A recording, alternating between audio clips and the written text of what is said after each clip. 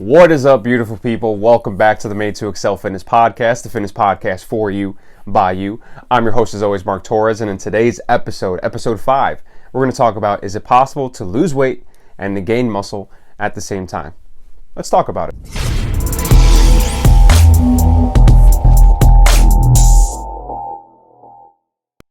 Today is Monday, April 7th. Happy April to you guys. Hopefully, March was a rough one.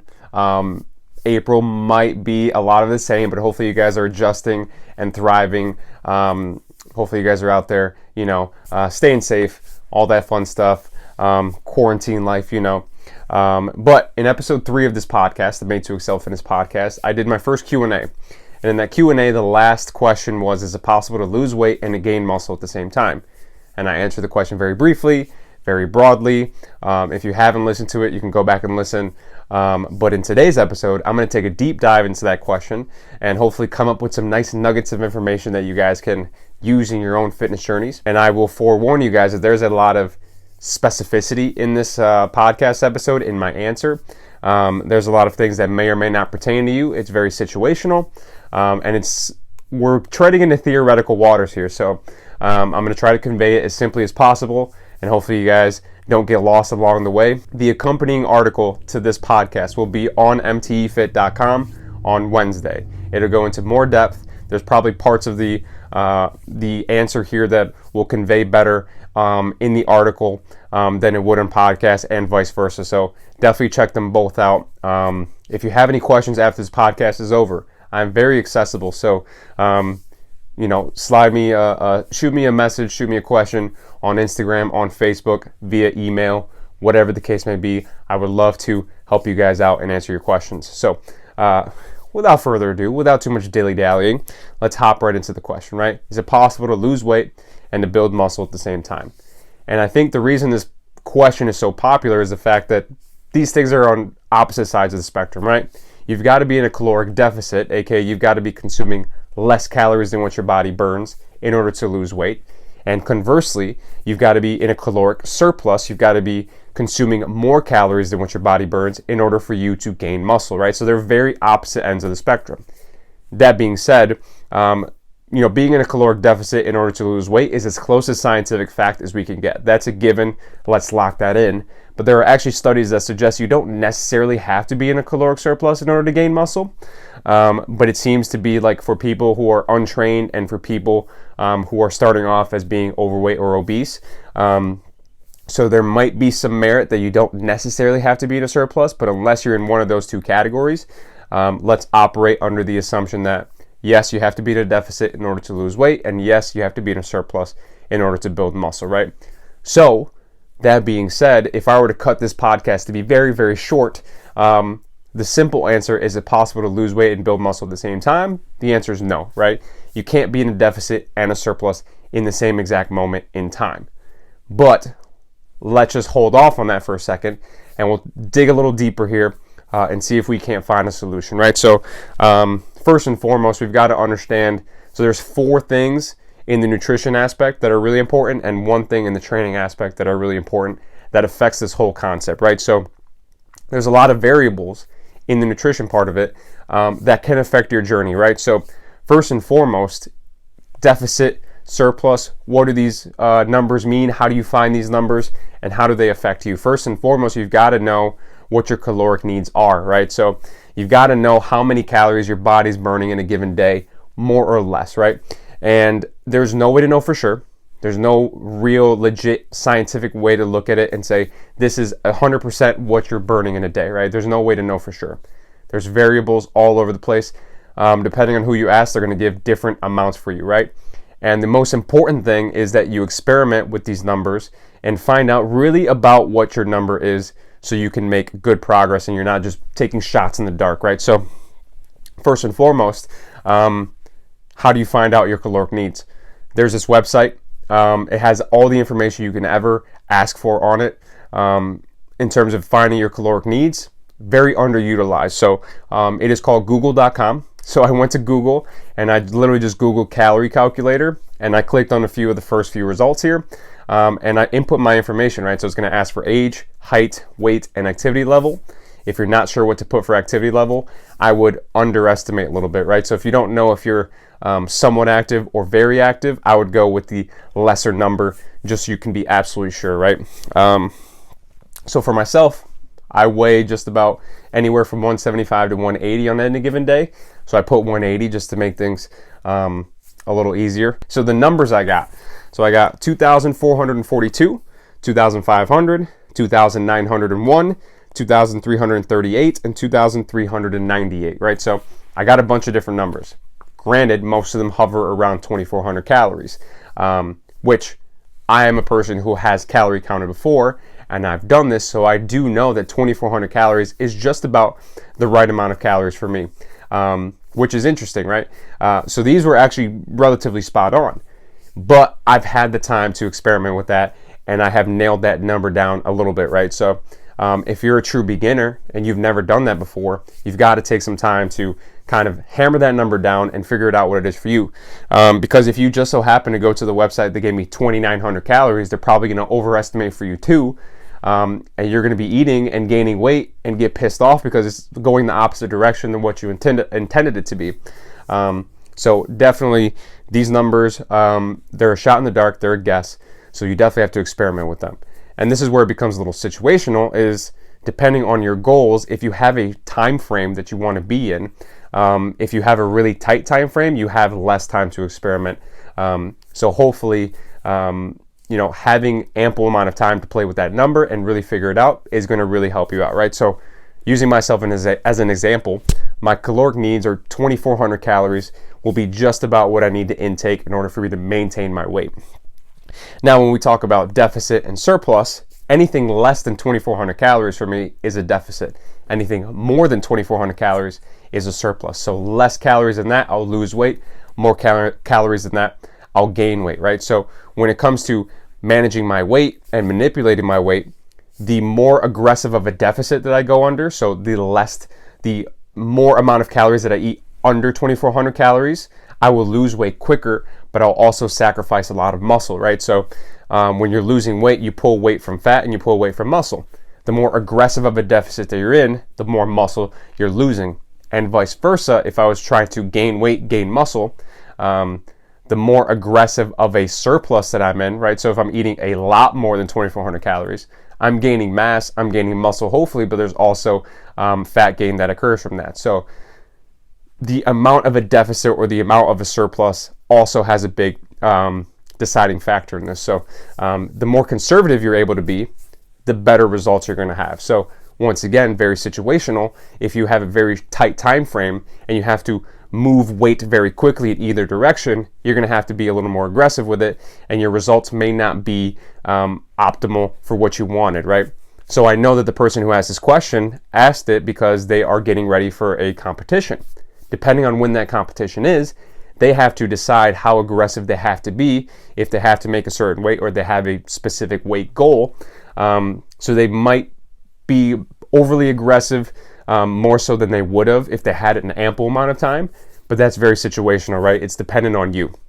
So this is where things get a little fuzzy for you guys, but more or less, rule of thumb, the more conservative you are in your deficit or in your surplus, the better results you'll have. Of course, it'll be a slower process, right? If you're in a very small deficit, you'll lose weight very slowly, but your progress, your eventual end result will be a lot better than somebody who lost the same amount of weight, but they did it very quickly, right? They'll purge a lot of muscle if they do it too quickly, versus you took your time with it, but you held a lot of that muscle. So really important to think about how much of a deficit or how much of a surplus that you go into. So that's two out of the four right now. So finding your caloric needs and the amount of a deficit or surplus that you're in.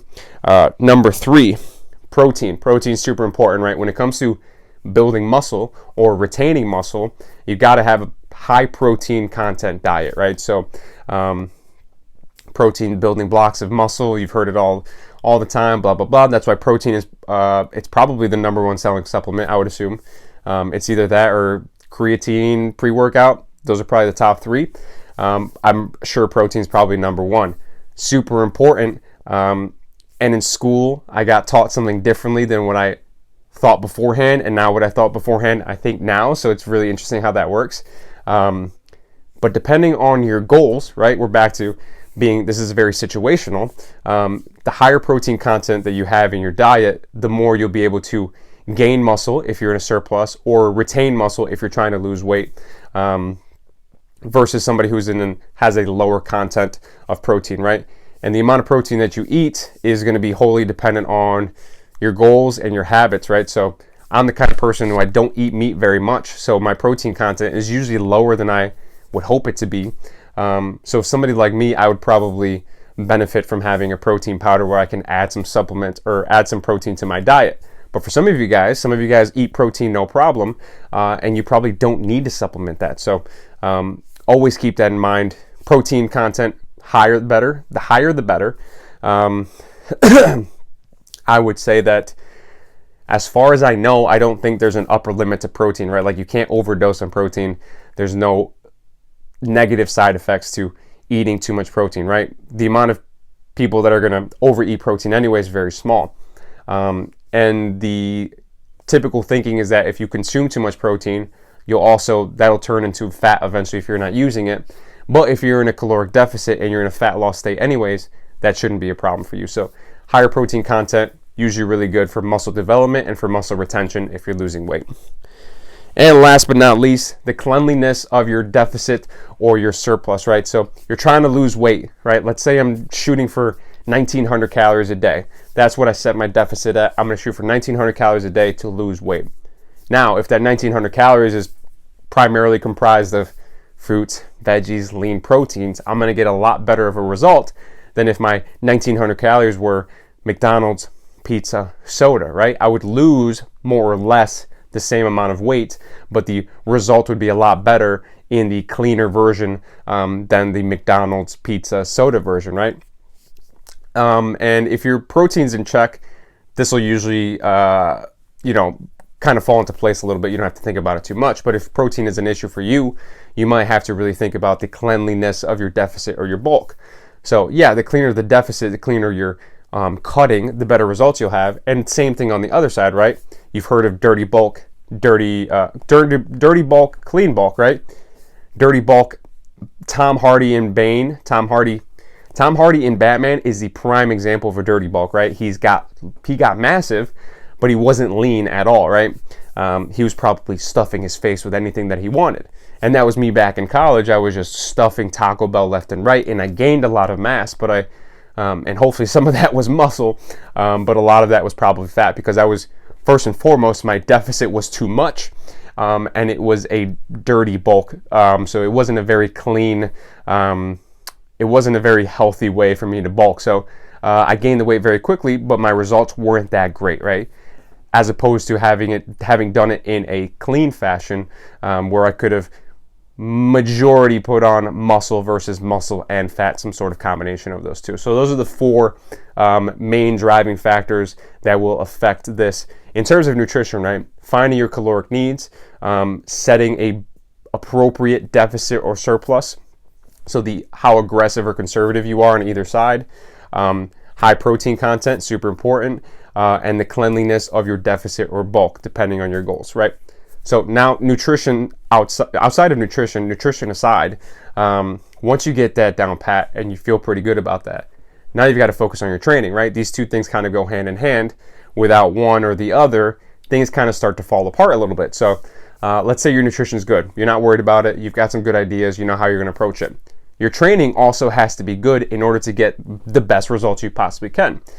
And really the only main thing to think about when training is always have progressive overload, right? So progressive overload is simply, always having a way to overload and stimulate a muscle, right? So in terms of weight training, there's muscle stimulation is step 1, muscle fatigue, step 2, and step 3 is adaptation and recovery. So you stimulate a muscle, you're putting it to work, and hopefully you get to a point where it's fatigued to an extent. It doesn't have to be full fatigue. You don't have to do everything to failure, but fatigue to an extent, so that you can induce adaptation and recovery. If you're not stimulating the muscle enough and you don't fatigue it, you don't get adaptation and recovery, because your body's used to doing whatever you were doing previously, right? So before the gym closed, I had somebody come up to me and they said, I've been working out for a long time. I think I know my way around the gym pretty well, but I stopped making progress. What do you think is going on? And I said, so what do you do in the gym? And they said, well, for leg day, for example, I squat 95 pounds. I said, okay. How many reps do you do for 95 pounds? They said, anywhere from 10 to 15. I said, how long have you been doing that? For a few months. You know, case in point, they got to the point where that 95 pounds, maybe at the very beginning for 10 to 15 reps, was stimulating, and they fatigued and they adapted and recovered. But eventually, if they keep doing that 95 for 10 to 15 reps, your body is used to that 95 for 10 to 15 reps. So your stimulus is no longer getting to the point of fatiguing the muscle. So you don't have any new adaptation and recovery, right? Your body's used to that 95 pounds. You've either got to add weight or manipulate the amount of sets and reps that you're doing, right? And progressive overload can be a deep, dark rabbit hole to get into. And if you don't really know how to manipulate and to create progressive overload in your programming, this is a perfect example to get in contact with a personal trainer, right? Hit me up, ask me questions. If you go to the MTE Fit website, mtefit.com, and you hit the Let's Work Together tab, you can file some information there, and I'll get in contact with you, and we can have a chat, and I can kind of walk you through some of that stuff, right? So it's super important. So progressive overload, if your nutrition's good, progressive overload is the next thing you got to really think about. And it doesn't necessarily, you don't have to be balls to the wall all the time, but having progressive overload and always making progress, super important. So those are the two main factors, nutrition, training, that can affect this, right? So now that you have all that under your belt, and hopefully you guys are still following me, hopefully you're with me, I would also like to address the fact that the person that asked me this question, when they asked it, they said, is it possible to lose weight and gain muscle / strength at the same time? And they said it as if they were kind of linked together, which there's a lot of overlap for sure, but I think there is a little bit of mutual exclusivity between the two. Just because somebody's very muscular doesn't mean they're strong, and vice versa. Just because somebody's strong doesn't mean they're muscular, right? So strength is very much so technique, the ability to create leverage, your training program, the amount or the type of muscles that you have. This all goes into strength training, and it's a kind of a little bit of a different type of training, and I won't go too deep into that, but they are different things. And I think that there are studies out there that say that people have gained strength while losing weight. So in terms of losing weight and gaining strength, I think it is very much so possible. But back to what I was saying before, losing weight and gaining muscle, you know that you can't do them at the same exact time. But now that I've told you all this information, what if I were to say that, let's say over the course of 7 days, over the course of a week, there's 7 days in a week. What's to say that you don't have 4 days of deficit, we'll call them weight loss days, and 3 days of surplus, we'll call them muscle building days, right? Four weight loss days, 3 muscle building days. What's to say that as long as this number is bigger than this number, as long as the amount of calories that you're cutting is higher than the amount of calories that you're putting in, over the course of a week, you're losing weight. And you still have 3 days where you're building muscle, right? And however you want to go about structuring that, completely up to you. It's completely situational. Once again, getting in contact with a personal trainer. Once again, get in contact with me. I'd love to help you, right? So, for example, if you're shooting for 4 deficit days and 3 strength building days, 3 surplus days, if you're a kind of person who maybe you have a Tuesday off in the middle of the week, obviously, you're probably not working right now. But if you're typically a person who has Tuesdays off, and that's your time where you go to the gym and you really get after it, then maybe you make that one of your surplus days, one of your muscle building days, right? However you want to structure doing that. But let's say on Thursday is your long day. You already have trouble getting to the gym. You're definitely not going to the gym on that day. And you have trouble getting calories in that day. Just make that your deficit day, right? And finding a way to structure that so that it makes sense. As long as your deficit is larger than your surplus over the course of a week, you will lose weight, and hopefully, I don't know exactly how much, the amount of muscle that you can build is very different from person to person, but hopefully those 3 days gives you enough of the outcome that you want it to have, right? So I don't know that this is going to work for sure. We're into theoretical waters now, but I think over the course of a week, you can lose weight and build muscle at the same time. Of course, over the course of 7 days. Doesn't give you a lot of time, probably won't give you massive amounts of result, but doing that over the course of a month, 3 months, 6 months, a year, multiple years, over that specific period of time, you are losing weight and gaining muscle, right? And this is very much so experimental, and you'll have to go through this and try this for yourself and see how it works, and it's very situational. So hopefully there are things in here that you were able to pick out and says, okay, that would work for me, this wouldn't work for me, and kind of try to piece it together, right? And if you have any questions, like I said, get in contact with me, right? So hopefully that was a lot of information. Hopefully you're able to follow that.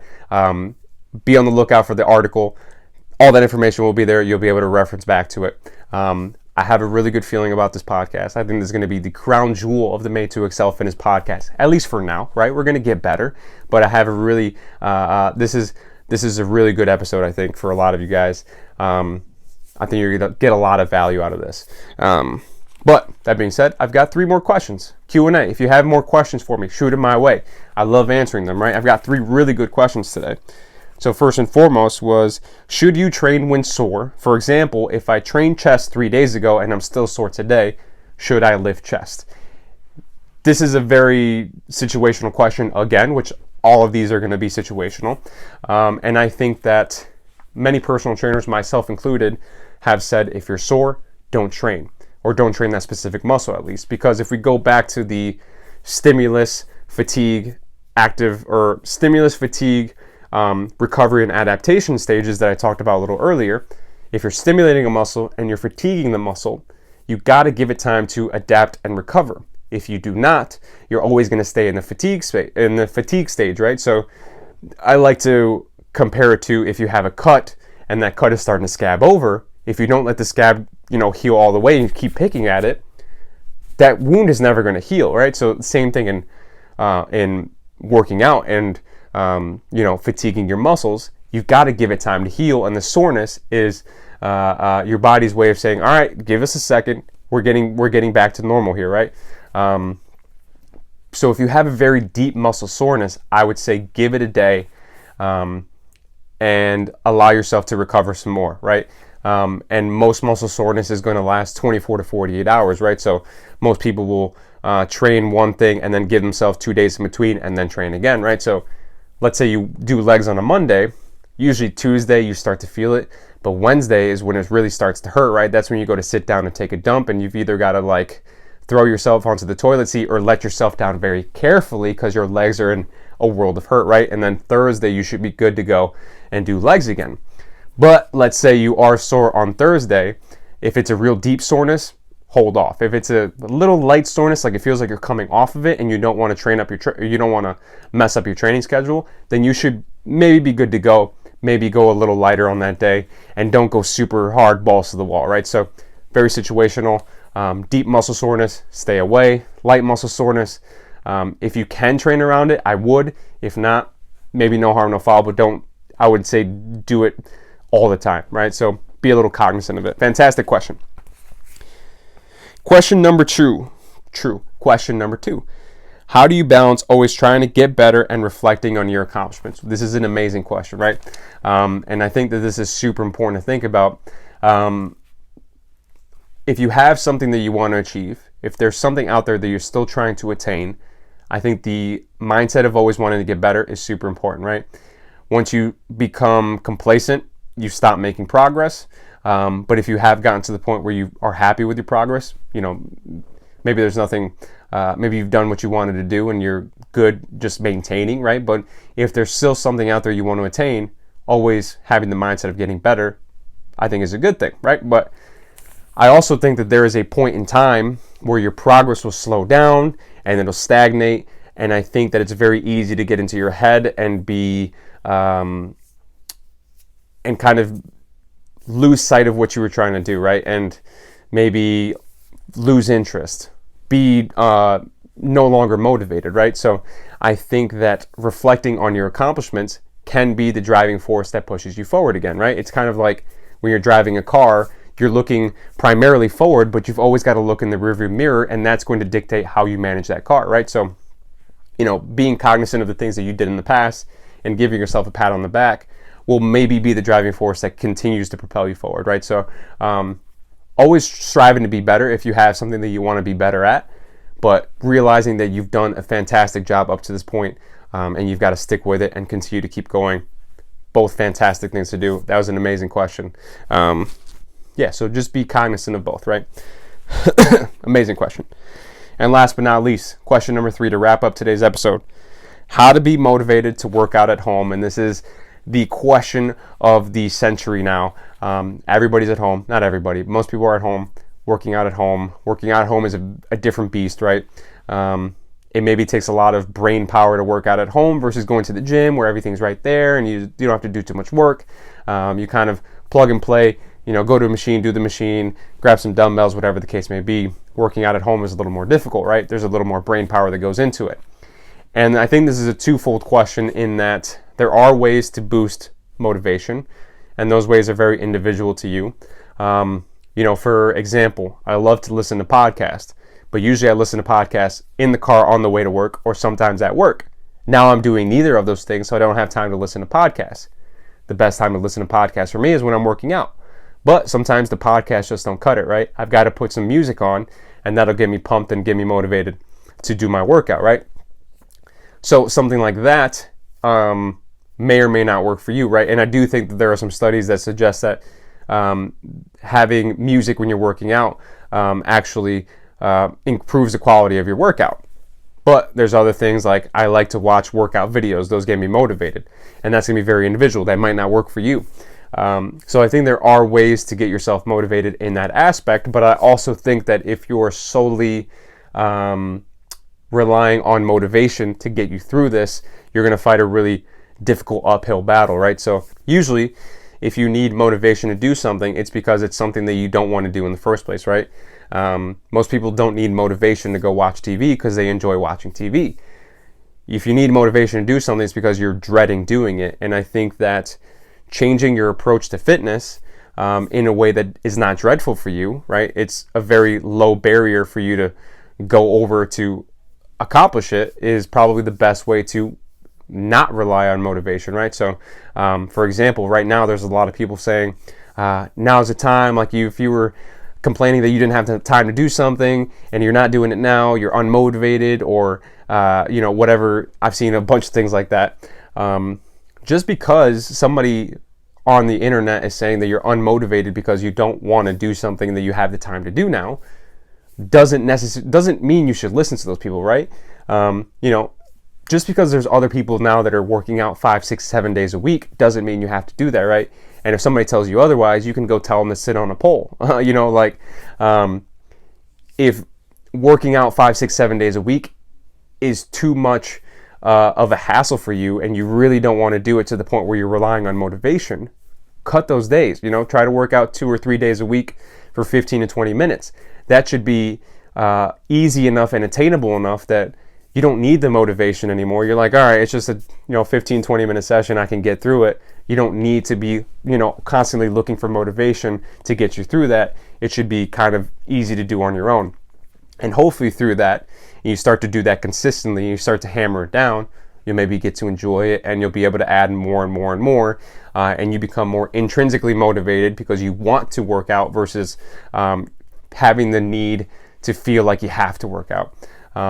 And being able to make that transition is really important. So really making working out not a hassle to your life will kind of take away the ability or take away the necessity that you feel to be motivated. Hopefully it kind of just comes naturally at that point. So hopefully that answered your questions. Hopefully you got some good information out of this podcast. This is officially the longest podcast of the Made to Excel Fitness podcast. We're approaching 30 minutes. If you enjoyed today's episode, subscribe to the show.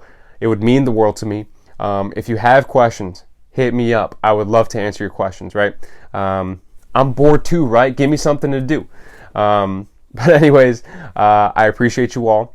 Follow me on Instagram at MTEFit. Subscribe to the show. Ask me more questions if you have them.